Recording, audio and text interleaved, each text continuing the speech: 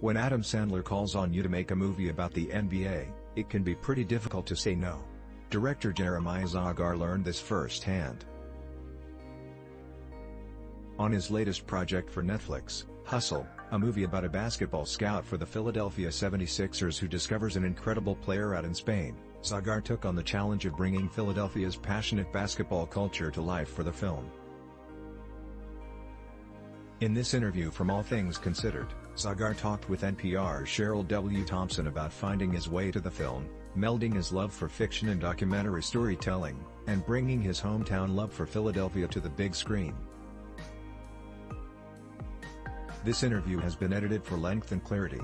Cheryl W. Thompson, I've got to ask you, is it true that you told Adam Sandler that you didn't want to direct this movie, that you had absolutely no interest? Jeremiah Zagar, I didn't have no interest, but I got the script and it was beautiful.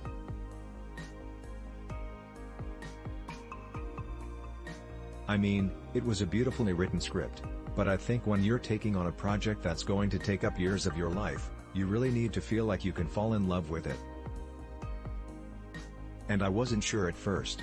I wanted to make sure that I could do it justice and that it was for me, that there were enough exciting cinematic possibilities that it would be something that I could be proud of and that I could do justice to. And so I told him no. But then I couldn't get it out of my mind. It took place in Philadelphia. And you know, it's centered around the sport of basketball, which I love. And so, you know, I started to think about ways in which I could make it mine and could make it something that I could fall in love with. And I got back on the phone with Adam and we talked about it and we seemed aligned.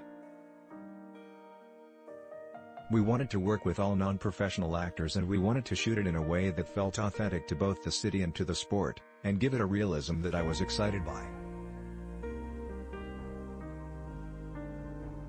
I know you're from Philly, right?